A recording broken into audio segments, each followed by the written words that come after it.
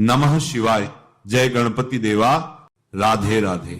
बस कुछ ही दिनों में आने वाली है उत्पन्ना एकादशी, यानी कि भक्ति भाव और पूर्ण श्रद्धा तथा निष्ठा से किया जाने वाला एक ऐसा व्रत जो मनुष्य को इस भौतिक संसार में रहते हुए भी आध्यात्मिक जगत की प्राप्ति करवा सकता है। और ऐसा दिन है मार्गशीर्ष मास के कृष्ण पक्ष में आने वाली उत्पन्ना एकादशी। यह वह एकादशी है जिस दिन स्वयं एकादशी देवी प्रकट हुई थी। मार्गशीर्ष मास वैसे भी भगवान श्री कृष्ण को अत्यंत प्रिय मास है, और इस मास में आने वाली उत्पन्ना एकादशी हमारे लिए ऐसा स्वर्ण अवसर है जब हम भगवान श्री हरि की विशेष कृपा प्राप्त कर सकते हैं। तो चलिए आज जानते हैं कि इस बार उत्पन्ना एकादशी कौन से दिन आ रही है और किस समय पर उसका पालन करना है। आइए, आज की उत्पन्ना एकादशी कब है? इस बार उत्पन्ना एकादशी आ रही है 15 नवंबर 2025 शनिवार के दिन। कार्तिक पूर्णिमा के बाद मार्गशीर्ष मास के कृष्ण पक्ष में आने वाली यह एकादशी तिथि वर्ष में आने वाली मुख्यतः एकादशियों में से एक है, और इस बार आने वाली एकादशी का पारण करेंगे अगले दिन, यानी कि 16 नवंबर 2025 रविवार के दिन सुबह 9:12 से लेकर 10:26 के बीच में। यह वही दिन है जब स्वयं भगवान श्री विष्णु के दिव्य देह से एकादशी देवी का प्राकट्य हुआ था, और इसीलिए इस दिन का विशेष महात्म है। आप में से कई भक्त हमें प्रश्न पूछते हैं कि आखिर एकादशी व्रत का उद्यापन कैसे और कब करना चाहिए। तो देखिए, हम पहले भी अपने वीडियोस में कई बार बता चुके हैं कि एकादशी व्रत का उद्यापन नहीं किया जाता, उसका सिर्फ पारण किया जाता है। उद्यापन उन व्रतों का किया जाता है जो आप किसी भौतिक इच्छा के साथ करते हैं, लेकिन एकादशी तिथि हमें इस भौतिक संसार से तारने के लिए, परम उच्च भक्ति प्राप्त करने के लिए की जाती है। और एकादशी एक ऐसा व्रत है जिसका पालन आजीवन किया जाता है। हमारे शास्त्र बताते हैं कि जो भी मनुष्य वर्ष में आने वाली प्रत्येक एकादशी का पालन करते हैं, उनकी ना सिर्फ भौतिक इच्छाएं, मनोकामनाएं पूर्ण होती हैं, अपितु उन्हें विशेष रूप से भगवान श्री हरि की कृपा प्राप्त होती है, उनके आशीर्वाद मिलते हैं, और उसी के माध्यम से वे इस जन्म मृत्यु के चक्र से मुक्त हो सकते हैं, इस संसार सागर से तरकर पार उतर सकते हैं। तो फिर ऐसी एकादशी तिथि का उद्यापन आखिर क्यों करना चाहिए जो हमें इस भौतिक संसार से ही ऊपर उठा सकती है? तो इसीलिए एकादशी व्रत का उद्यापन नहीं किया जाता, उसका अगले दिन सिर्फ पारण किया जाता है, और वह भी निर्धारित समय के अंदर। और ऐसे ही पुण्य फल प्रदान करने वाली उत्पन्ना एकादशी, यानी कि एकादशी तिथि जिस दिन प्रकट हुई थी, ऐसा विशेष दिन बस कुछ ही समय में आने वाला है। तो आप सभी लोग तैयार हो जाइए। मार्गशीर्ष मास के कृष्ण पक्ष में आने वाली यह विशेष उत्पन्ना एकादशी का नियम पूर्वक, श्रद्धा पूर्वक पालन करें। उत्पत्ति एकादशी का व्रत हेमंत ऋतु में मार्गशीर्ष मास के कृष्ण पक्ष को करना चाहिए। इसकी कथा इस प्रकार है। युधिष्ठिर ने भगवान श्री कृष्ण से पूछा, भगवान पुण्यम एकादशी तिथि कैसे उत्पन्न हुई, इस संसार में वह क्यों पवित्र मानी गई तथा देवताओं को कैसे प्रिय हुई? श्री भगवान बोले, कुंती, प्राचीन समय की बात है, सत्य युग में मोर नामक दानव रहता था। वह बड़ा ही अद्भुत, अत्यंत रद्र तथा संपूर्ण देवताओं के लिए भयंकर था। उस काल रूपधारी दुरात्मा महासुर ने इंद्र को भी जीत लिया था। संपूर्ण देवता उससे परास्त होकर स्वर्ग से निकाले जा चुके थे, और शम तथा भयभीत होकर पृथ्वी पर बचरा करते थे। एक दिन सब देवता महादेव जी के पास गए। वहां इंद्र ने भगवान शिव के आगे सारा हाल सुनाया। इंद्र बोले, महेश्वर, ये देवता स्वर्ग लोक से निकाले जाने के बाद पृथ्वी पर विचर कर लोक से निकाले रहे हैं। मनुष्यों के बीच रहना इन्हें शोभा नहीं देता। देव, कोई उपाय बतलाइए। देवता किसका सहारा ले? महादेव जी ने कहा, देवराज, जहां सबको शरण देने वाले, सबकी रक्षा में तत्पर रहने वाले जगत के स्वामी भगवान गरुड़ ध्वज विराजमान है, वहां जाओ, वे तुम लोगों की रक्षा करेंगे। भगवान श्री कृष्ण कहते हैं युधिष्ठिर महादेव जी की यह बात सुनकर परम बुद्धिमान देवराज इंद्र संपूर्ण देवताओं के साथ क्षीर सागर में गए, जहां भगवान गदाधर सो रहे थे। इंद्र ने हाथ जोड़कर उनकी स्तुति की।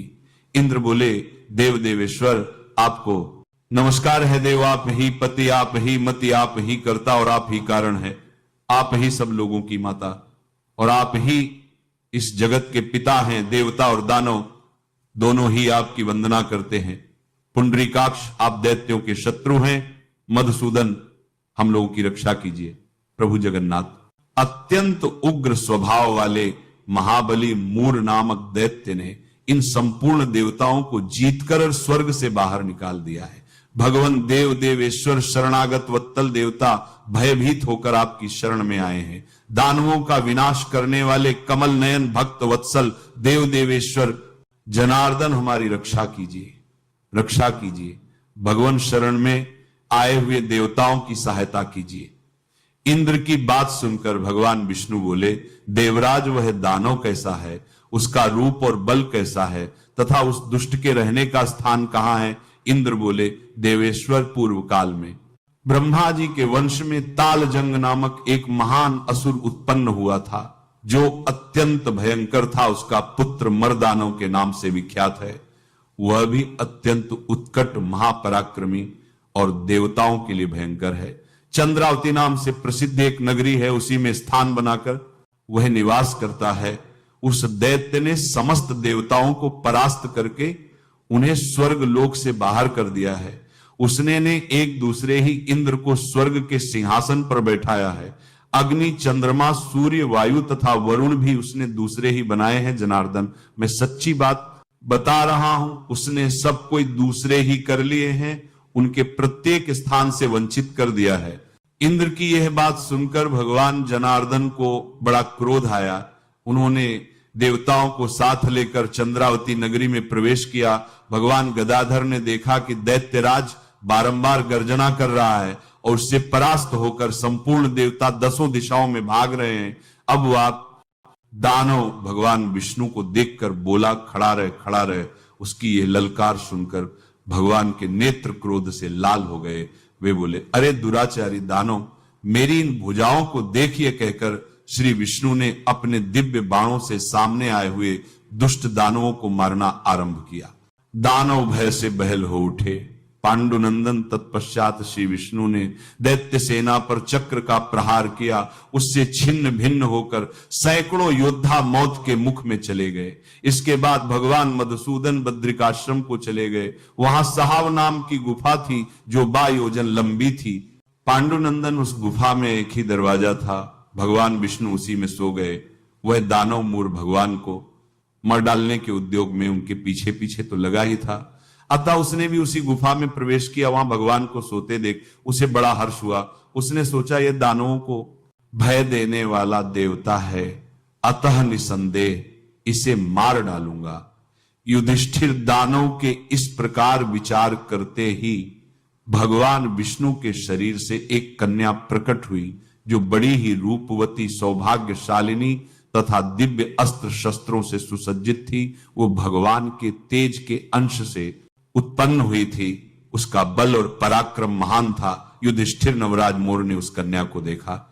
कन्या ने युद्ध का विचार करके दानव के साथ युद्ध के लिए याचना की। युद्ध छिड़ गया। कन्या सब प्रकार की युद्ध कला में निपुण थी। वह मूर नामक महान असुर उसके हुंकार का मात्र से राक्षस का ढेर हो गया।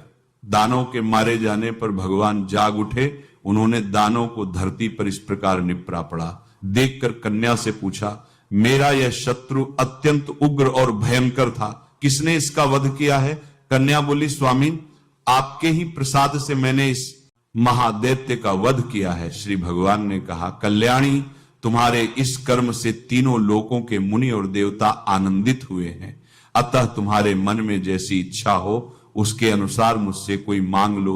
देव दुर्लभ होने पर भी वह वर मैं तुम्हें दूंगा, इसमें तनिक भी संदेह नहीं है। वह कन्या साक्षात एकादशी ही थी। उसने कहा, प्रभु, यदि आप प्रसन्न हैं तो मैं आपकी कृपा से सब तीर्थों में प्रधान, समस्त विघ्नों का नाश करने वाली तथा सब प्रकार की सिद्धि देने वाली देवी हो जनार्दन। जो लोग आप में भक्ति रखते हुए मेरे दिन को उपवास करेंगे उन्हें सब प्रकार की सिद्धि प्राप्त हो माधव। जो लोग उपवास, नक्त भोजन अथवा एक भुक्त करके मेरे व्रत का पालन करें उन्हें आप धन, धर्म और मोक्ष प्रदान कीजिए। श्री विष्णु बोले, कल्याणी तुम जो कुछ कहती हो वह सब पूर्ण होगा। भगवान श्री कृष्ण कहते हैं, युधिष्ठिर ऐसा वर पाकर महाव्रता एकादशी बहुत प्रसन्न हुई।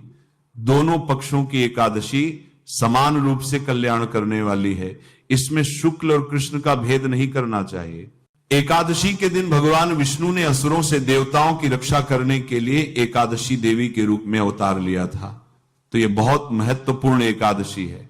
इस दिन भगवान विष्णु ने अवतार लिया एकादशी के रूप में और जो है मूर नामक राक्षस का वध किया था। देवता बहुत प्रसन्न हुए थे और उन्होंने भगवान विष्णु की विशेष पूजा उपासना की थी। इसीलिए उत्पन्ना एकादशी के दिन जो लोग व्रत करते हैं, भगवान विष्णु का पूजन करते हैं, उनके पाप नष्ट होते हैं, उनके जीवन में जो कष्ट हैं वह दूर होते हैं, उनके जीवन में जो परेशानियां हैं वह दूर होती हैं। इसीलिए एक उत्पन्ना एकादशी के दिन आपको अवश्य व्रत करना चाहिए और अपने कष्टों को दूर करने के लिए भगवान विष्णु से प्रार्थना करना चाहिए। अब उत्पन्ना एकादशी इस बार कब है तो आपको बता दें कि मार्गशीर्ष महीने में उत्पन्ना एकादशी की शुरुआत होगी। 15 नवंबर 2025 शनिवार के दिन अर्ली मॉर्निंग सुबह मतलब 12:49 पर देर रात 14 तारीख की देर रात को 12:49 पर उत्पन्ना एकादशी शुरू हो जाएगी, क्योंकि डेट बदल जाएगी।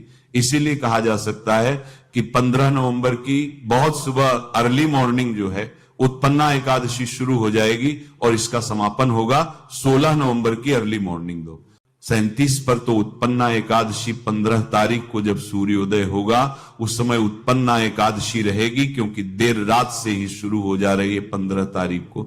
तो 15 नवंबर 2025 को उत्पन्ना एकादशी का पावन पर्व मनाया जाएगा।